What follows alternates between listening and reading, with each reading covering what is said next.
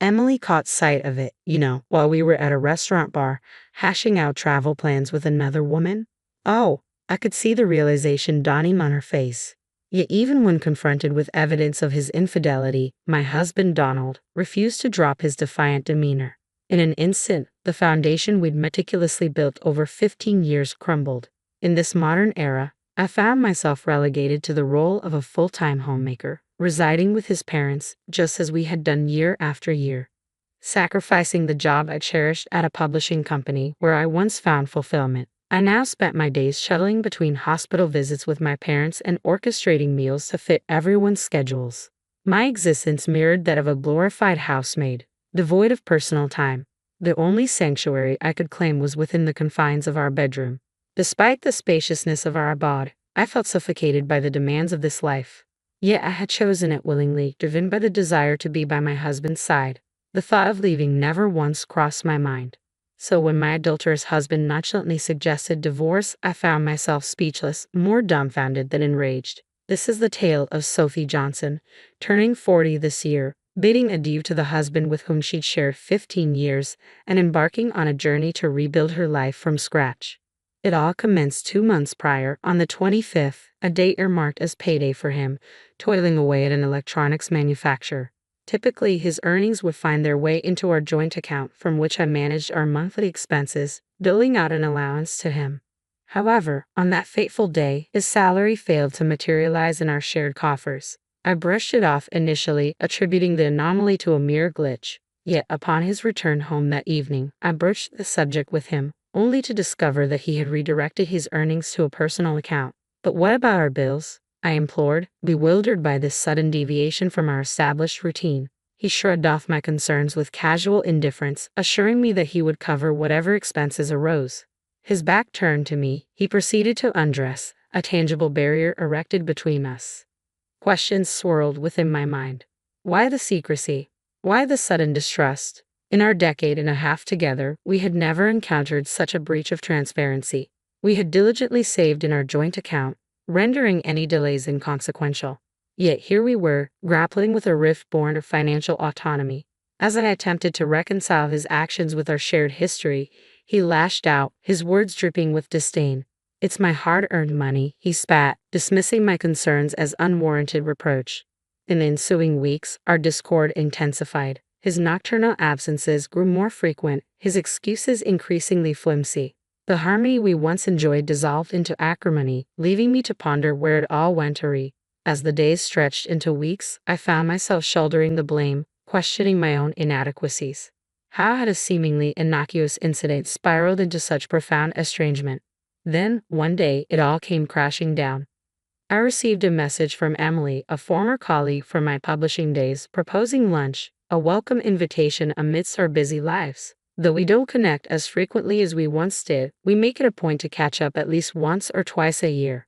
So 2 days later, we found ourselves seated in a quaint cafe in the neighboring town.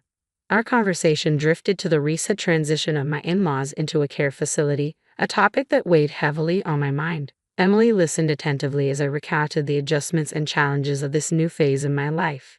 "It must be a relief for you," she remarked, sensing the burden I had been carrying. Indeed, amidst the responsibilities of tending to my parents-in-law's needs, there was a semblance of ease in my daily routine. For the first time since my single days, I savored the luxury of setting aside time for a casual meeting with a friend. As we exchanged updates on our lives, Emily couldn't help but express admiration for my dedication as a daughter-in-law. "Is Donald still hands-off?" she inquired, prompting a sigh from me. "Yes, he hasn't changed much," I admitted, resigned to his perpetual disengagement. Our conversation meandered to our respective husbands' attitudes and contributions, or lack thereof. While Emily's spouse demonstrated unwavering support and assistance, mine remained indifferent to household responsibilities. Reflecting on the disparity in our incomes, I confessed to Emily the constraints that tethered me to my domestic role, despite my yearning to pursue my career aspirations. Her empathy served as a balm to my frustrations, validating the challenges I grappled with daily. As we indulged in a warm vegetable salad, Emily's probing gaze prompted a moment of introspection. "How are things with him?" she inquired, sensing the unspoken turmoil lurking beneath my facade. I hesitated, grappling with the desire to shield my husband from further scrutiny. With a forced smile, I glossed over the recent discord, unwilling to cast him in a negative light. Midway through serving the salad, Emily paused, her expression a mix of concern and understanding. "I'm sorry," she murmured softly, sensing the weight of my unspoken words. Sophie's words hung in the air, heavy with unspoken apprehension. She seemed to possess a knowledge I wasn't yet privy to, leaving me flustered and at a loss for words. With a solemn expression, she recounted an encounter from a few days prior. An innocent visit to a dining bar near her office had unraveled into a startling revelation. As she made her way to the restroom, she crossed paths with a figure I recognized all too well, my husband. His casual demeanor raised suspicions, prompting Sophie to discreetly observe his interactions. What she witnessed shattered the facade of our marriage, a clandestine rendezvous with a woman who bore no resemblance to me. The intimacy of their exchange, their bodies leaning in close, served as irrefutable evidence of his betrayal. I couldn't reconcile this standing portrait with the man I thought I knew. Despite our recent discord, infidelity seemed inconceivable. Yet Sophie's account painted a damning picture, one I couldn't ignore. Attempting to cling to denial, I prayed for a logical explanation, perhaps a misunderstanding, a misinterpretation of innocent intentions. But as I returned home, the absence of his favorite garments served as a haunting confirmation of Sophie's suspicions.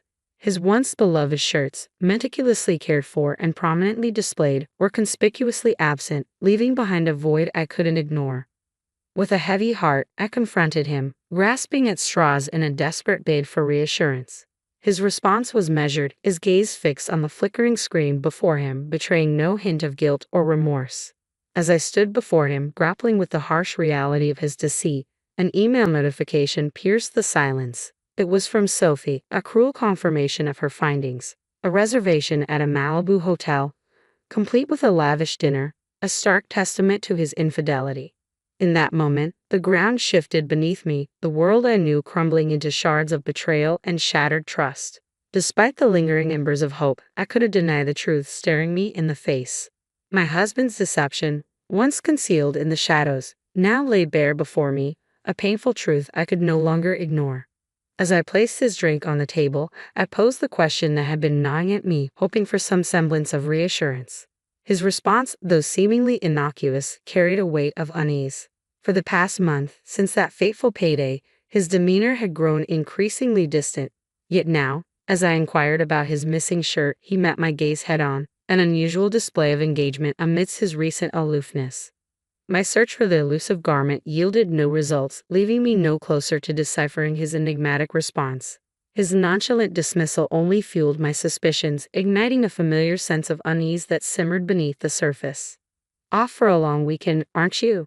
I ventured, unable to shake the nagging doubt that plagued my thoughts.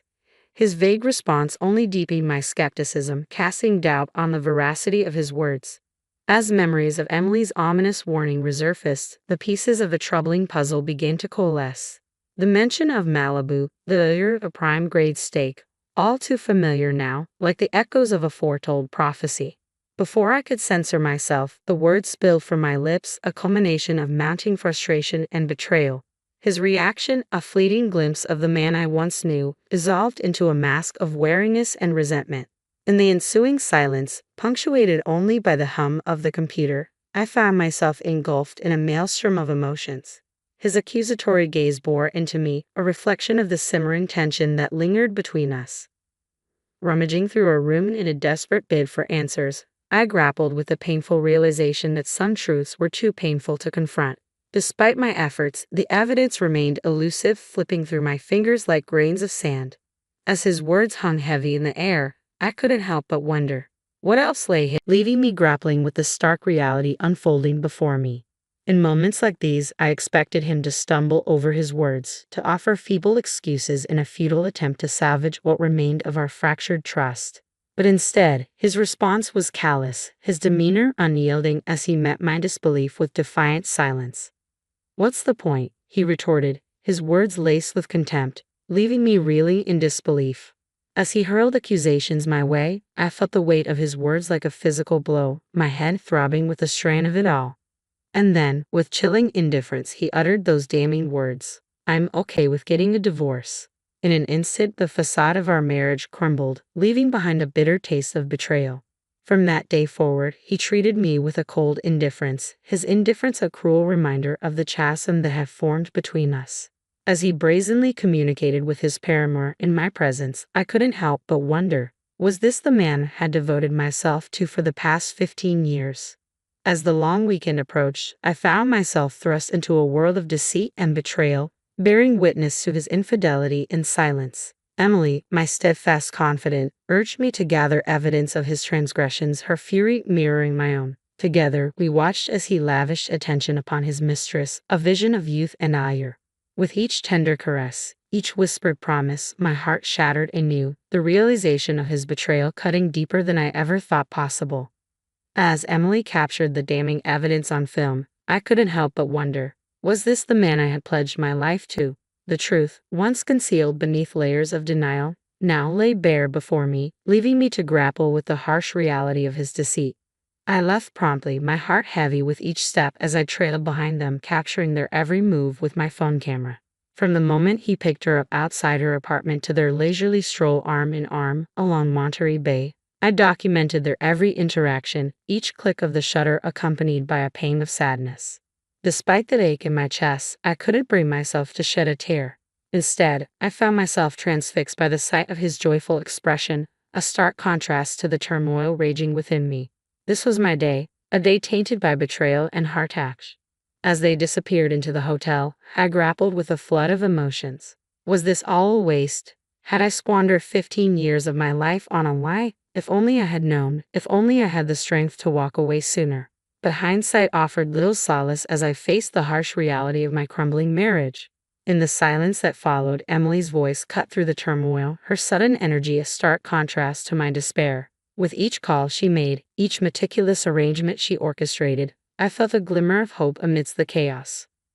Within hours, my life was packed into cardboard boxes, the familiar surroundings of our home transformed into a blur of activity. Emily's efficiency was nothing short of astounding as she coordinated every detail with precision.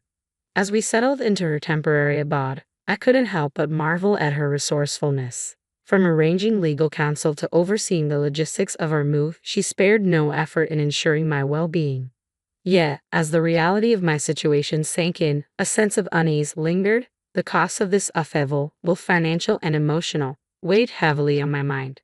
Despite Emily's assurances, I couldn't shake the fear of what lay ahead.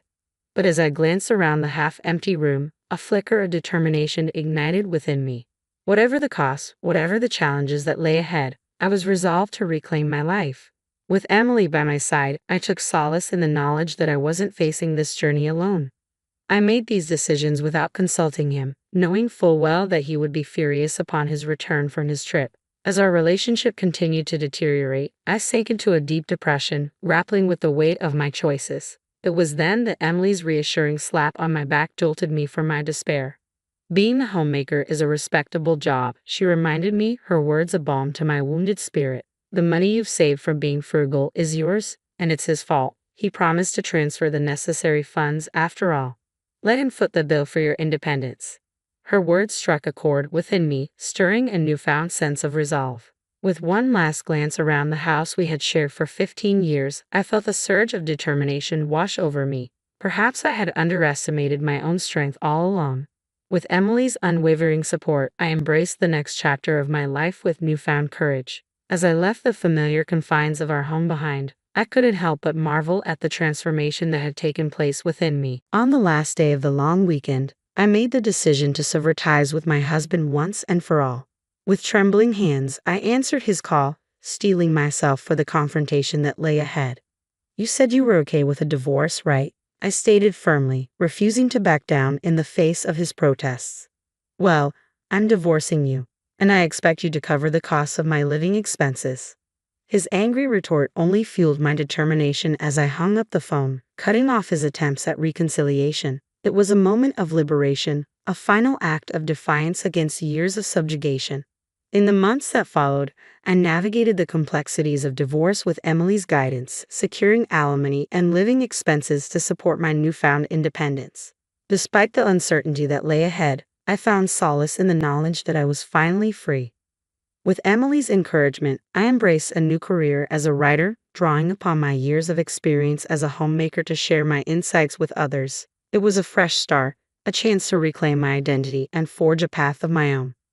Yet amidst the flurry of new beginnings, a surprising phone call from my mother-in-law offered an unexpected sense of closure. Her words of gratitude and acceptance reaffirmed my belief that those 15 years were not wasted, that every hardship had led me to this moment of liberation. As I wiped away tears of gratitude, I embraced the newfound sense of peace that washed over me. It was a testament to the resilience of the human spirit, a reminder that even in the darkest of times, there is always hope for a brighter tomorrow.